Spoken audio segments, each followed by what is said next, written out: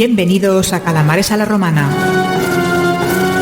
donde la historia antigua cobra vida en cada programa. Salvete, calamares, bienvenidos a una nueva entrega especial. Digo especial porque ya se convierte casi en un hábito eso de que venga a visitaros intersemanalmente y os traiga una pieza no relacionada con Roma. Y sé que os gusta, porque me he estado leyendo los comentarios, he estado viendo las reproducciones, haciendo un análisis de todo lo que vais dejando en esos programas intersemanales y me he dado cuenta de que os gustan bastante. Entonces digo, ¿por qué no vamos a aprovechar esta tirada y por qué no vamos a traer cosas también que, aunque seamos calamares a la romana, podemos ser calamares del Próximo Oriente y traer temas relacionados con otras civilizaciones mucho más antiguas? Como decía y como repito siempre, cuando en Roma iban en taparrabos, en el Próximo Oriente existían grandes ciudades y se habían inventado muchísimas cosas que para los romanos o los protorromanos era casi impensable. Y hoy os traigo un episodio relacionado con la religión, un aspecto poco tratado, un aspecto complejo, difícil de entender, pero lo vamos a complicar todavía un poquito más porque voy a irme ni más ni menos que al zoroastrismo. Vaya, ¿qué tal suena? Suena raro, ¿no? Suena raro una religión llamada zoroastrismo. Bueno, una religión muy antigua,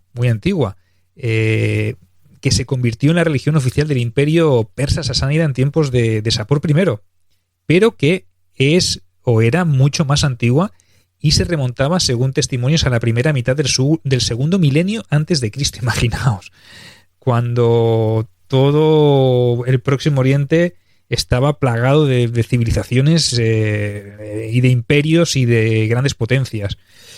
Bueno, este zoroastrismo, entrando ya en materia, para que vamos a demorarnos, fue en origen una religión politeísta que adoraba a varios dioses, aunque con el paso del tiempo pues tomó un matiz, un aire monoteísta, siendo Ahura Mazda ese dios único. Y este Ahura Mazda seguro que os suena muchísimo porque lo habréis escuchado en miles de programas, de películas, de libros, lo habréis leído también incluso. Es un dios tutelar, como podría ser el propio Jesucristo, ¿no? O Alá, ¿no? Son dioses que se convierten en el símbolo del culto, ¿no? Además de eso, pues esta religión era también revelada, es decir, una divinidad se encargaba de transferir un mensaje importante a la humanidad, como los que os he dicho. Evidentemente, estamos repitiendo un patrón. O luego se repetiría un patrón en base a religiones pues como este zoroastrismo, ¿vale? Es importante en este caso entender el orden de los factores, ¿no? A veces pensamos que el cristianismo o el islam son religiones únicas que se han creado y se han inventado de la nada, y no.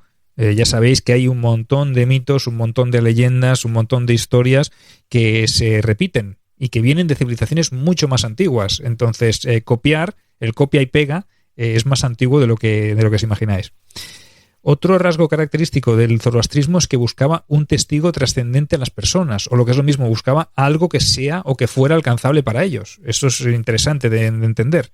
Y hay que tener en cuenta que este zoroastrismo es una religión que, pese a ser tan antigua, quizá ya estaba presente en torno al 1600 a.C., y aún se continúa practicando en la actualidad por unas 200.000 personas. ¿Qué os parece? ¿Qué os parece este dato? Seguro que no os lo esperabais. Es, por tanto, una religión viva y que la mayoría de los practicantes debemos decir que se encuentran en la parte occidental de la India, para ser más concretos en los aledaños de la ciudad de Bombay.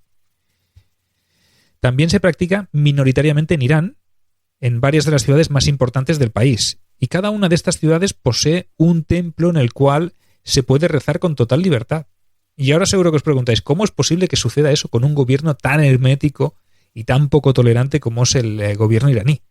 Pues lo mismo pensaba yo hasta que me topé con el dato, ¿no? Y es que en gran parte debe ser por la tradición y la antigüedad del zoroastrismo, que puede servir como marco de tolerancia.